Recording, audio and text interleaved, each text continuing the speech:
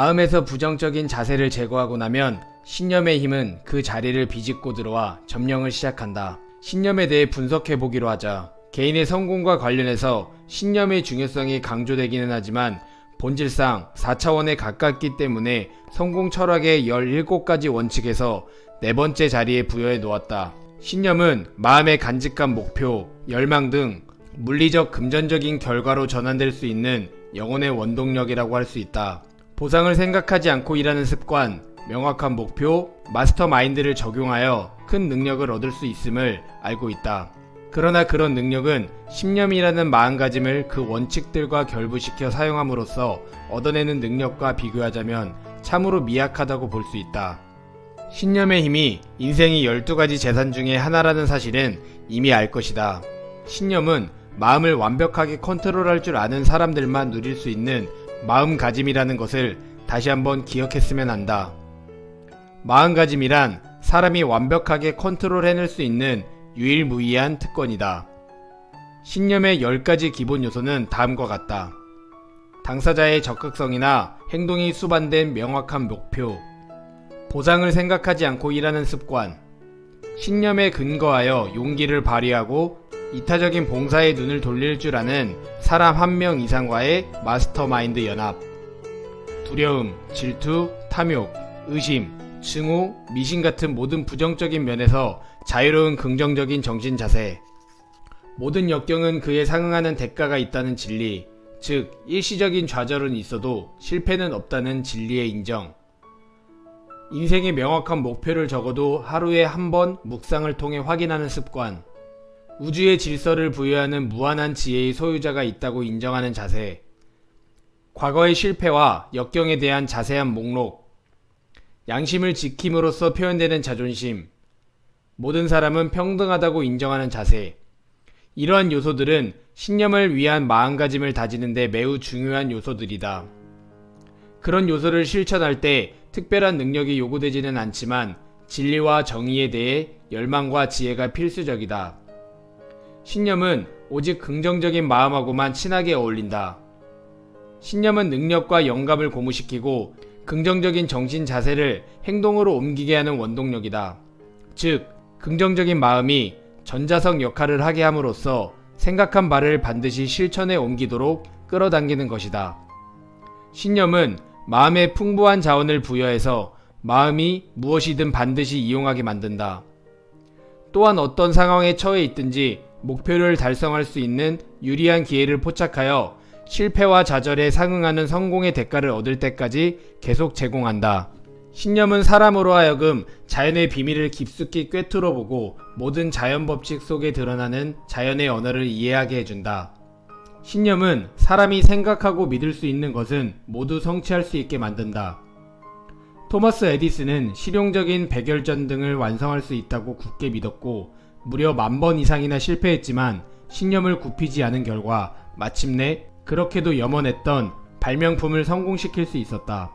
마르코니는 에테르 에너지가 전선 없이도 소리의 진동을 운반할 수 있다고 믿었다. 그의 신념은 엄청난 실패를 거듭한 끝에 마침내 성공으로 보상받을 수 있었다. 크리스토퍼 콜럼버스는 지구가 둥글기 때문에 지도에 나와있지 않은 신대륙을 발견할 수 있다고 믿었다. 그래서 그는 자신을 믿지 않는 선원들이 반란을 일으켰음에도 항해를 계속해 마침내 신념의 승리를 맛보았다. 헬렌 켈러는 말하고 듣는 능력은 물론 시력까지 잃었지만 말하는 것을 배울 수 있다고 믿었다. 그녀의 신념은 말하는 능력을 회복시켰고 듣지 못하는 대신 손으로 느끼는 감각을 가져다 주었다. 인간이 소망을 실현시킬 수 있는 방법을 찾아준다는 사실을 증명해냈다. 따라서 당신이 신념을 가지고 싶다면 먼저 무엇을 원하는지부터 결정해야 한다.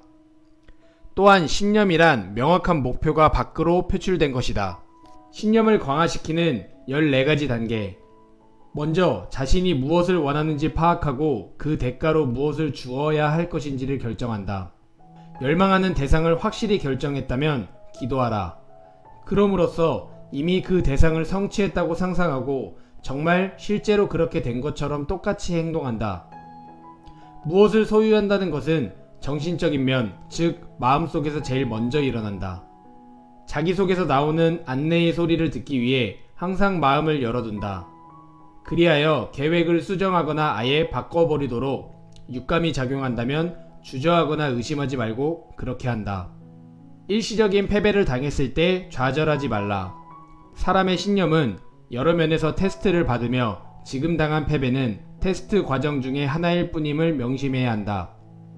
다시 말해 패배한 경험을 통해 더 노력하라는 교훈으로 받아들이고 꼭 성공하겠다는 믿음을 굽히지 않는다. 부정적인 마음가짐은 신념의 능력을 파괴한다. 마음가짐에 모든 것이 달려있다. 그러므로 마음을 장악하고 신념과 친하지 않은 원치 않은 방해꾼을 완벽하게 제거한다. 또한 그런 상태를 유지하도록 항상 노력한다.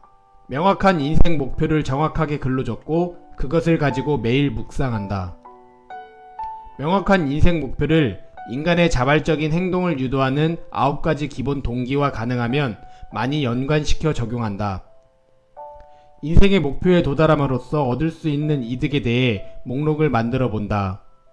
그리고 그것을 매일 여러 번 마음에 떠올리고 새김으로써 마음을 성공의식으로 가득 채운다. 이것을 가리켜 흔히 자기 암시라고 한다. 평소 친밀하게 지내는 사람 중에서 자신의 명확한 목표에 공감하는 사람들과 가능하면 많이 접촉한다. 또한 그들로 하여금 모든 방법을 동원해서 용기를 불어넣어 달라고 부탁한다. 인생 목표의 도달을 향해 적어도 하루에 한 번은 명확한 실천을 하지 않고는 단 하루도 그냥 지나치지 말라. 일하지 않는 신념은 죽은 것이라는 점을 항상 명심한다. 자수성가한 사람들을 골라서 자신의 모범으로 삼고 그런 사람들을 따라잡는 것뿐만 아니라 능가하겠다고 결심한다. 그러나 이런 결심은 누군가에게 말하지 말고 조용히 마음속에 품고 있어야 한다. 쓸데없는 자랑은 자신의 성공에 치명적으로 작용한다. 신념은 허영심이나 자기애와는 아무런 관련이 없다. 그림, 벽보, 기타 신념의 바탕을 둔 독립심을 암시하는 물건들로 주변을 가득 채운다. 그럼으로써 번영과 성공의 분위기 속에 파묻혀 지낸다. 불쾌한 상황으로부터 달아나거나 기피하려고 하지 말고 그런 상황을 인정하고 용감하게 맞부딪혀 보라. 그런 상황을 두려워하지 않고 받아들이면 10중 8구 이미 이겨놓은 싸움이다. 원할 만한 가치가 있는 것이라면 모두 정확한 값이 매겨져 있다는 진리를 인정한다. 신념의 값은 여기에 제시한 지시사항을 실천한 자에게만 제값을 한다. 따라서 끈기가 있어야 한다. 이 14가지 지시사항을 따르면 신념이 거주하고 있는 유일한 대상, 즉 긍정적인 정신 자세를 계속 발전시켜 나갈 수 있다. 다시 말해 물리적인 면과 정신적인 면 모두에서 부를 성취할 수 있을 것이다. 신념은 명확한 목표에서 시작되고 긍정적인 정신 자세가 그 바탕이다.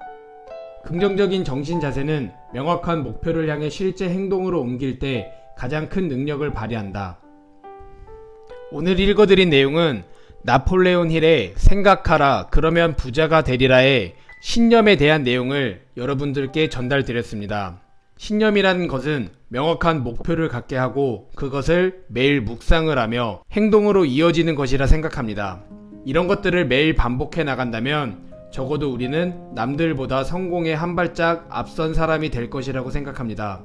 더 많은 내용이 궁금하시다면 나폴레온 힐의 생각하라 그러면 부자가 되리라는 책을 한번 꼭 읽어보시기 바랍니다. 감사합니다.